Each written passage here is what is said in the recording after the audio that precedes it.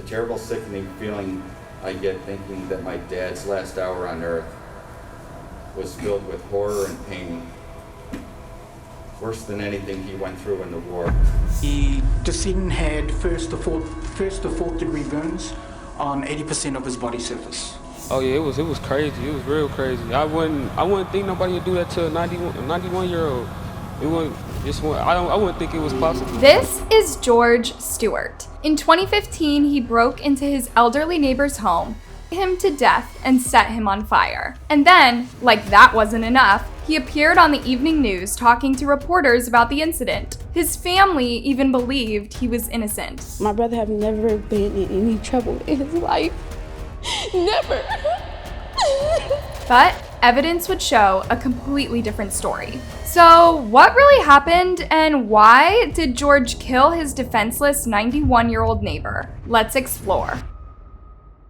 Paul Monachik was a 91-year-old World War II veteran and retired repairman who lived alone in his Detroit town in the 2500 block of Bentler Court. His family described him as a good and gentle man who had hoped to live to see 100 years old. Despite his age, he was thriving and he took care of himself. He was nearly deaf, but kept himself well-groomed and informed by reading newspapers. He had lived in his house for 65 years, so all the neighbors knew and liked him. He was nice and friendly with everyone, and so the neighbors would often come to check on him and help him around, which makes what happened on November 21st, 2015, truly tragic. That early morning, at around 2:50 a.m., police and fire personnel responded to a call about a house that was on fire. When they got to the scene, Paul's house was engulfed in flames, with the old man inside. The firefighters immediately put out the fire and went inside to search for the 91-year-old,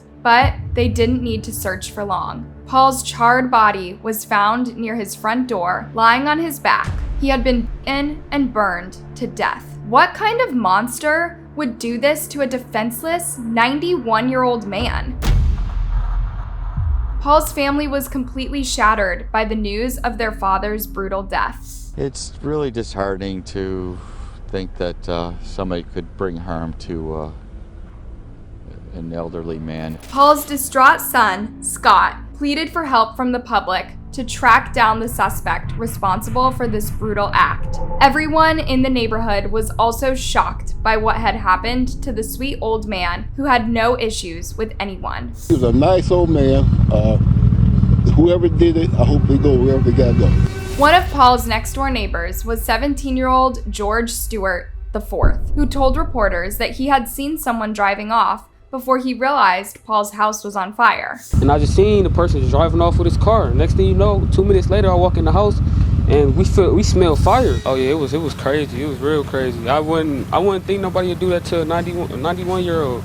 I wouldn't think it was possible. As Detroit police investigated this brutal murder, they were able to obtain surveillance footage from a local gas station showing a young African-American man buying gasoline and a lighter. The suspect was driving Paul's 2000 silver Chevrolet van, which had been stolen from his home. Police believed that the suspect had broken into Paul's house with the intention of robbing him. The surveillance footage with the suspect's face was released to the media, with investigators asking anyone who could identify the person to please come forward. And it wasn't long before someone did. An arrest made in the murder of a 91-year-old man, his body set on fire. I was actually outside when someone pulled off with his car. But now, sources telling us it's this teen in custody who spoke with Action News just hours after the crime. You remember Paul's 17-year-old neighbor, George Stewart? Yeah. Seems like he knew more about what happened to Paul than he was letting on. According to his family, George Stewart was a good kid who went to church and played basketball and soccer. He lived most of his life in Romulus and attended Romulus High School. But 5 days before this gruesome incident, he had moved in with his grandfather in Detroit. Unfortunately, he came down here about 4 or 5 days ago. I haven't had a lot of interaction with him over the years because he lived in Romulus. He's my grandson. You know, he was a star athlete. To my knowledge, he had never been in any other trouble. Interestingly, some of George's relatives were actually the ones that called the police and identified him as the person in the video. But when relatives of 17-year-old George Stewart IV saw this surveillance video of the suspect in the murder of their next-door neighbor, they admitted to police they saw similarities to young George. The police raided the Stewart family home and found other evidence linking George to the crime. This included Paul Monchnick's cell phone, which was found in the backyard of the home, and a can of gasoline, which was found inside Paul's car. George's grandfather and a few family members would later accompany the teen to the police station to turn himself in, though they all hoped that the police were mistaken and George would be cleared as a suspect. We turned him in. We escorted him, took him. I told the homicide that we would bring him in. I took him down to homicide, accompanied by his uncle, his mother. Sincerely pray and hope my grandson had nothing to do with this heinous crime. Despite the shock of learning that his grandson could be a heartless killer, the grandfather felt bad for his elderly neighbor and the grieving family. Right now, I'm gonna worry about the Paul's family, my grandchild. I still love him unconditionally. The statement that Paul's father made about getting the punks off the street, I've always agreed with. I'm sorry that I'm here talking to you guys. I hope no other grandfather, father, or parent have to go through this tragedy. It's a tragedy for Paul.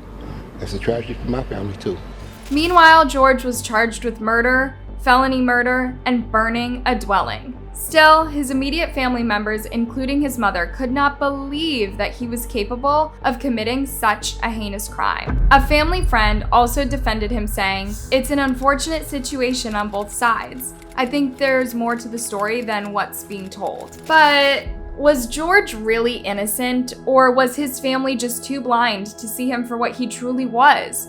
A cold-blooded killer. I wouldn't blame them though, because no one wants to believe that someone they love and care for could be capable of hurting innocent people. We all want to see the best in people we love, and because of this, we tend to misread the red flags that show us their true nature until it's too late. In December 2015, a preliminary hearing was held to determine if there was enough evidence for the case to go to trial. And that's when the chilling details of how Paul Monchnick was killed were revealed. The prosecution said in their opening statement, "The alleged facts in this case are that the defendant killed his elderly neighbor by beating him and attempting to burn the evidence. The word heinous does not even begin to describe this crime." Several witnesses were called in to testify, including a Detroit Fire Department investigator who was at the scene and testified that he believed the fire at the home started near where Paul's body was found. There was so many combustibles, things that surrounding the victim. At first, I could not tell if it was next to the victim and kind of radiated toward the victim, or the victim himself and radiated out. But at the conclusion of my investigation, the victim was pretty much in the center of the area. The investigator also described the injuries that he saw on Paul's body. There was an injury to the head. He had lacerations on his left hand. He had what appeared to be an indentation on his torso. A medical examiner also took the stand and gave chilling details about the condition Paul's body was in. An autopsy had found Paul Monchnick's stomach. Accelerant would have to come through the mouth. He could have drank it, or he could have been unresponsive. His mouth was open and gasoline entered his mouth. That's really horrible, but it gets worse. Decedent had first to fourth degree burns on 80% of his body surface. What an awful way to go. Two of George's great aunts also took to the stand and testified of how they saw the photos from the surveillance footage on the news and identified their nephew.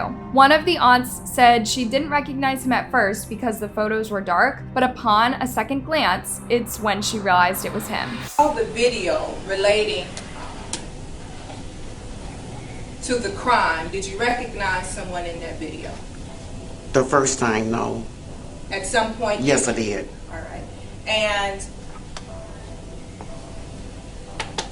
did you have some contact with police of the Detroit Police Department? Yes.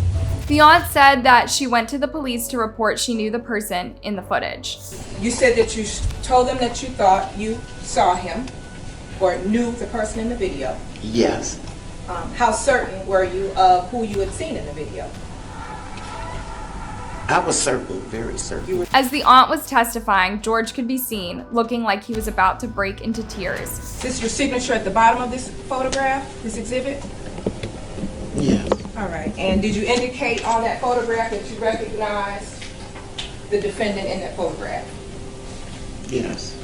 However, George's lawyers questioned the aunt's testimony, saying that both aunts didn't have a particularly close relationship with their nephew and could have been mistaken. You indicated that you are this young man's aunt, is that correct?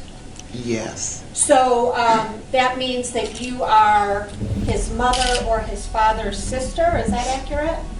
Mother. You're his mother? I'm his mother's aunt. I'm his mother's aunt. Okay. Prior to a year and a half, how often would you see him? Not often. All right. So he's somebody that although you call him, you call yourself his aunt, he's not somebody you're really involved with, is that correct? Correct. The aunt did say that she was sure it was George in the surveillance footage because he looked a lot like his sister, who she had taken care of for years. So he looks like his sister, and they have the same features. And I took care of his sisters for years. She was small. The other aunt said that George had visited her during the summer of that year, and that's how she was able to recognize him. Okay. Is this a picture that you've seen before? Yes, on the news. Okay, and was it also a picture that was shown to you by officers of the police department? Yes. Detroit Police? Yes. And when they showed you this picture, did you recognize someone in it? Yes. But the aunts were not the only ones that had identified George in the surveillance footage. A police officer who was assigned to Romulus High School also contacted police after seeing the photos of George in the news. He said that George was a student at the high school and that he saw him a week before the murder. I told him that person was George Stewart. The gas station attendant who had picked George from a police lineup testified in court that George came into the gas station early that morning before the murder and bought 50 cents worth of gasoline and a lighter. I saw this guy in the gas station. He came out and bought the gas the same night. The attendant went on to say that George looked nervous and scared when he showed up at the gas station with a big gas can. But the most moving testimony of all came from Paul's son, who told the court about getting a chilling phone call at 3 a.m. telling him about the incident. Yes, I got a call from the neighbor that said your father's house is on fire. When he arrived at the scene, he found his lovely childhood home burned and blackened, and blood on the floor from where his father had been beaten to death. Can you imagine seeing your dad or someone you love in such a condition? That's something that stays with you for a while. Scott said, "The scene from hell has traumatized his family and will haunt him for the rest of his life." The terrible, sickening feeling I get thinking that my dad's last hour on earth was filled with horror and pain, worse than anything he went through in the war. Scott said one of the things he noticed missing from the home was his father's older model van. Asked where's the van, and nobody could tell me. At the end of the hearing, the judge ruled that there was more than enough evidence to take the case to trial. Before he made his ruling, the judge said that it was sad that Paul lived as long as he did and chose to stay in the city of Detroit, only to meet his end the way that he did. Nothing good about this case at all, whatsoever. To avoid trial, George would plead guilty of all the charges and apologize to Paul's family for the pain he caused them. No one should be able to leave this world like that. And I understand that Mr. Munchkin was a good man, and he deserved to die like he did. Eventually, George was sentenced to 30 to 60 years in prison, but his family still insists he was innocent. My brother have never been in any trouble in his life. Never. Paul's family, on the other hand, has supported this sentence, saying that it gives them a sense of closure. And while Dad will always be in our memory and in our thoughts and in our hearts, we have laid him to rest and we can move on with the healing process. What do you think about this case? Do you believe there's more to the story as George's family claims? Let me know in the comment section, and be sure to give this video a thumbs up and subscribe for more.